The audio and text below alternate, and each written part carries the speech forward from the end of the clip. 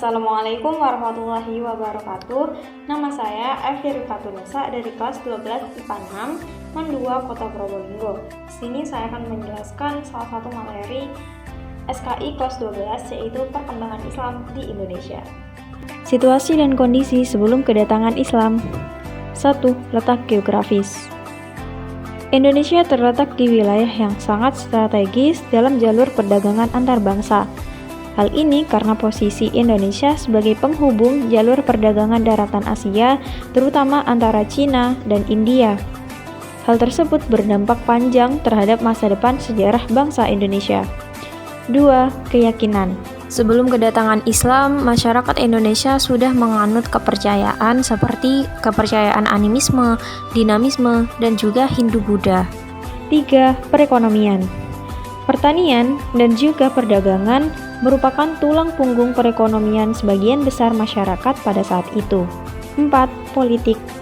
Bangsa Indonesia telah mengenal sistem politik dan pemerintahan jauh sebelum Islam masuk ke Indonesia.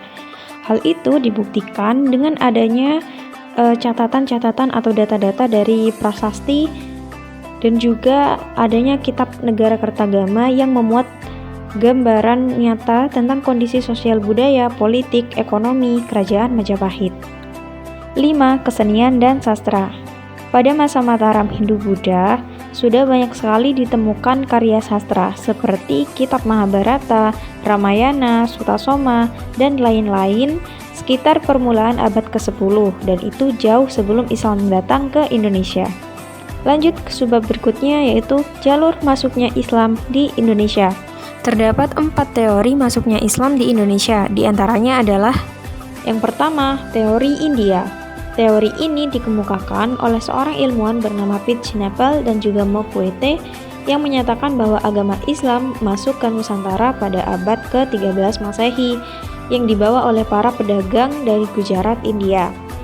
Buktinya yaitu nisan makam Raja Malik As-Soleh yang memiliki persamaan bentuk dengan batu nisan yang terdapat di Gujarat, India. Kemudian yang kedua yaitu teori Arab. Teori ini dikemukakan oleh Sir Thomas Arnold yang mengatakan bahwa Islam masuk ke Indonesia langsung berasal dari Makkah pada abad ke-7 Masehi atau 1 Hijriah. Salah satu buktinya yaitu Raja Samudra Pasai yang memakai gelar Al-Malik. Kemudian yang ketiga yaitu teori Persia atau Iran. Dikemukakan oleh Hussein Jayadiningrat yang mengatakan bahwa Islam yang ada di Indonesia berasal dari Iran atau Persia pada abad ke-13 Masehi. Salah satu buktinya yaitu terdapat kesamaan budaya Persia dengan budaya masyarakat Indonesia. Dan yang keempat yaitu teori Cina. Dalam teori ini mengatakan bahwa Islam berasal dari para perantau Cina pada abad ke-7 Masehi. Bukti-buktinya antara lain Raden Fatah itu merupakan keturunan Cina. Ibunya berasal dari negeri Champa. Nama dan gelar Raja Demak beserta leluhurnya ditulis dengan menggunakan istilah Cina dan terdapat masjid-masjid yang memiliki nilai arsitektur Tiongkok. Lanjut ke subbab berikutnya yaitu strategi dakwah Islam di Indonesia. 1. Perdagangan. Jadi, para pedagang-pedagang muslim yang datang dari luar negeri pada saat itu, mereka tidak hanya berdagang, tapi juga memanfaatkan momen tersebut untuk menyebarkan agama Islam ke masyarakat Indonesia. Kedua, melalui perkawinan. Jadi, para pedagang muslim yang telah menetap di Indonesia pada saat itu, memutuskan untuk menikahi penduduk pribumi, dan kemudian dari perkawinan tersebut, lahirlah seorang muslim. Selanjutnya melalui hubungan politik. Jadi jika ada seorang penguasa atau raja yang masuk Islam, maka pasti rakyatnya juga akan masuk Islam. Selain itu, ada kerajaan Islam yang melakukan penaklukan terhadap kerajaan-kerajaan Islam dan kemenangan membuat masyarakat secara bertahap masuk Islam. Selanjutnya melalui pendidikan. Nah, para wali atau para tokoh agama pada saat itu membangun pesantren sebagai pusat pendidikan Islam. Nah, di situ para ahli agama akan mendidik santri tentang Islam. Setelah selesai menuntut ilmu, para santri diharapkan dapat pulang ke kampung halaman untuk melanjutkan dakwahnya di sana. Selanjutnya melalui kesenian. Para penyebar agama Islam memanfaatkan kebudayaan yang telah ada sebagai media untuk berdakwah. Strategi dakwah melalui kesenian ini diantaranya dilakukan oleh Sunan Bonang dan Sunan Kalijaga. Kemudian yang terakhir yaitu melalui ajaran tasawuf. Mereka mengajarkan teosofi yang telah bercampur dengan ajaran yang sudah dikenal luas masyarakat lokal.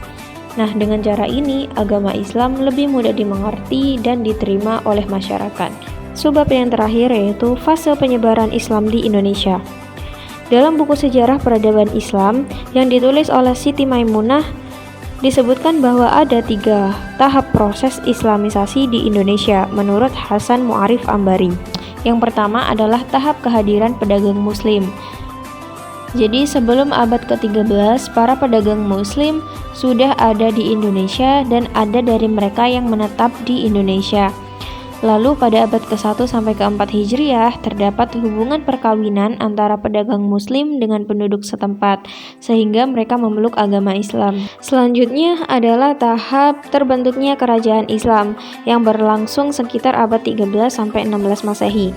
Pada fase ini ditandai dengan munculnya pusat-pusat kerajaan Islam. Pada abad ke-13 berdiri kerajaan Samudra Pasai sebagai kerajaan Islam pertama di Indonesia. Kemudian pada permulaan abad ke-14 berdiri kerajaan Malaka di semenanjung Malaysia. Kemudian akhir abad ke-15 pusat-pusat perdagangan di pesisir utara seperti Gresik, Demak, Cirebon telah menunjukkan kegiatan keagamaan yang dilakukan oleh para wali di Jawa. Kemudian pada abad ke-16 Masehi, muncullah kerajaan Demak sebagai penguasa Islam pertama di Jawa yang berhasil menyerang ibu kota Majapahit. Para wali dengan bantuan kerajaan Demak, Pajang, dan Mataram dapat mengembangkan Islam ke seluruh daerah-daerah penting di Jawa, bahkan di luar Jawa seperti Banjarmasin, Hitu, Ternate, Tidore, dan Lombok. Tahap selanjutnya yaitu tahap pelembagaan Islam. Pada fase ini, para pemangku kerajaan berguru ke pusat pendidikan Islam seperti Ternate yang berguru ke Giri Gresik. Nah, setelah itu Islam menyebar luas ke seluruh wilayah Indonesia. Nah, itu tadi sedikit penjelasan dari saya. Kurang lebihnya mohon maaf. Sekian dan terima kasih. Wassalamualaikum warahmatullahi wabarakatuh.